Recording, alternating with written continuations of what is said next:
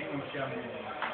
E ha ragione, perché il nostro fratello maggiore, Giordano, che sicuramente ci sopravanza in età tutti, è rimasto fedele a una idea, che è l'idea dell'indipendentismo. Ora, quel castello, la voce dei siciliani, è un castello composto, perché ha sulla sinistra la Trinacria, ma una Trinacria bonificata, quella che siamo riusciti a trattare nell'anno 2000, perché prima la regione siciliana non aveva più il diritto di avere né un inno né una bandiera. Però ci hanno invertito i colori, perché la bandiera del 1282 non c'è un'altra bandiera che ci assomiglia con il giallo all'asta invece che il rosso e con delle assurde spighe di grano che non c'entrano niente rispetto alle serpi e alle ali tipiche della nostra dinastia, che è la testa della Medusa. La più vecchia bandiera mondiale, la più vecchia. Il Cristo, 1200. La vediamo invece là sotto, la testa della Medusa vera, e la vediamo in quel simbolino piccolo che vorrei dire dà un suo influsso di anima, di propositività, di fiducia e di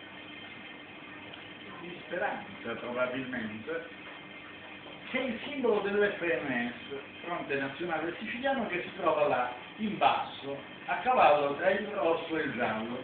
Vedete il priscere con la testa della Medusa, quella vera e quella autentica, e la sigla FNS, Fronte Nazionale Siciliano, Sicilia Indipendente.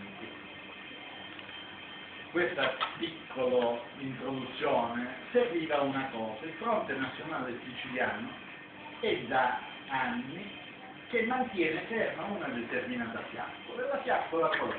Era l'auspicio dell'indipendenza della Sicilia. Noi nel 1282 abbiamo raggiunto per pochissimo tempo una certa indipendenza, ce la siamo svenuta, abbiamo cacciato i francesi e abbiamo preso gli spagnoli, è sempre dall'uno all'altro. Ma la peggiore e più insidiosa delle invasioni che noi abbiamo ricevuto è la degli italiani, perché è un'invasione culturale che ha tentato di toglierci anche la radice, la consapevolezza della nostra sicilianità, del nostro essere una nazione, innanzitutto, un determinato popolo, con una lingua, con delle tradizioni, con una storia. Noi abbiamo tenuto ferma questa fiaccola. La Grecia è stata sotto il giogo ottomano, sotto la dominazione turca, 500 anni. Adesso la Grecia è una nazione, da pochi decenni, ma per 500 anni è stata una colonia turca. Noi siamo una colonia italiana da 150 anni e si vede qual è il trattamento che noi abbiamo ricevuto tutti da parte degli uomini politici che noi abbiamo mandato al potere, perché la colpa è nostra, in quanto noi, ascari di noi stessi, abbiamo mandato gli ascari di un governo centrale che del meretricio, della corruzione, ha fatto il suo cavallo di battaglia in Sicilia, oltre che comunque. Noi abbiamo guardato con attenzione al monumento di Mariano Ferro, di Peppe Sgarrano, dell'amico Gruppi, di Franco Gruppi, di ciò che hanno fatto. E abbiamo avuto modo di vedere che all'inizio quello che facevano non era degno di nota, non era degno di notizia, perché c'era l'assoluto silenzio stampa. Successivamente le notizie che sono filtrate erano tutte notizie deformate, per cui essi erano responsabili di qualsiasi genere di fascio. Qualche debocciato ci ha marciato dentro e qualcuno ha fatto qualche danno. La colpa di chi è questa? No? Mi pare ovvio questo discorso. Ma come dice un grande, prima ti ignorano, poi ti comandano, poi vinci. È sempre così stato.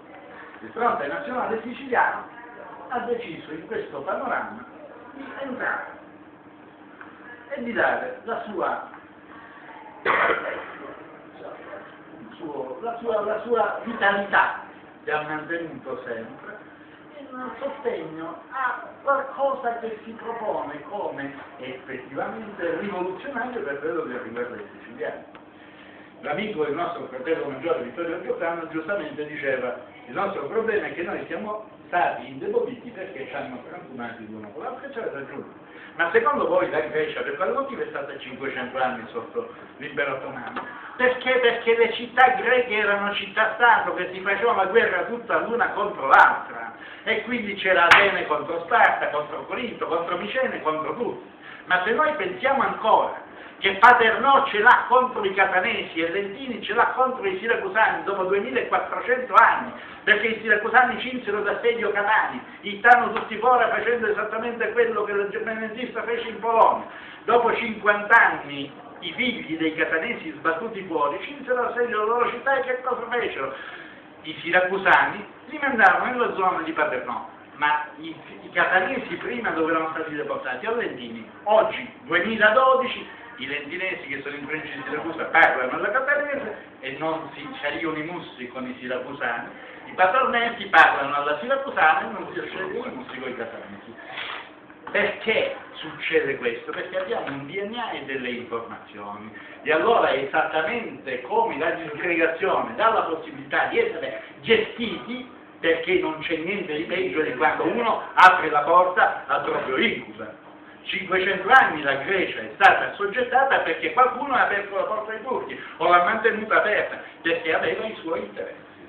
Noi abbiamo tenuto aperte le porte agli italiani per una ragione, perché qualcuno doveva arricchirsi e poi a cascata, con il sistema delle lottizzazioni, sistemare Tizio, Caio e Sempronio e pure i parenti di Tizio.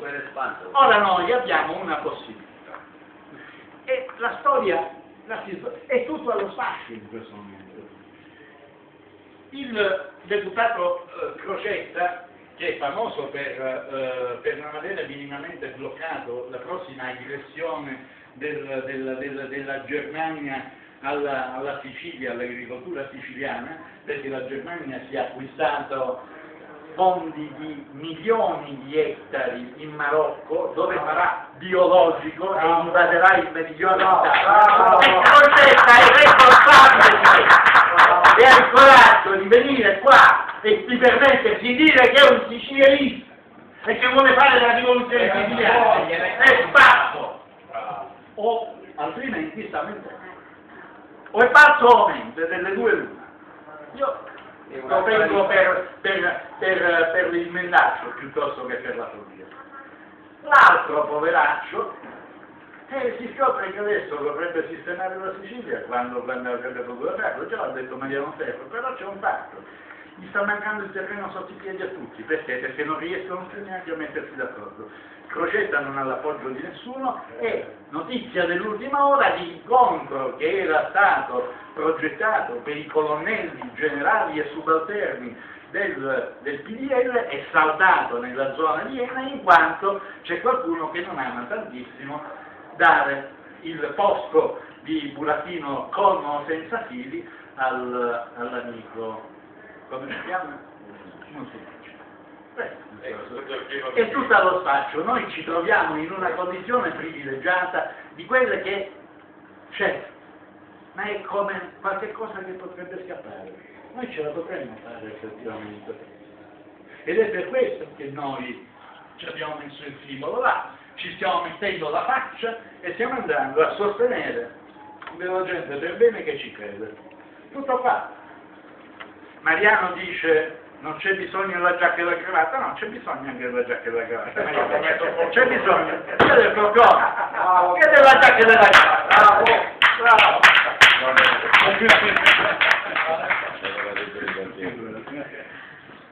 Grazie per l'attenzione. Grazie. Allora, questo è un intervento.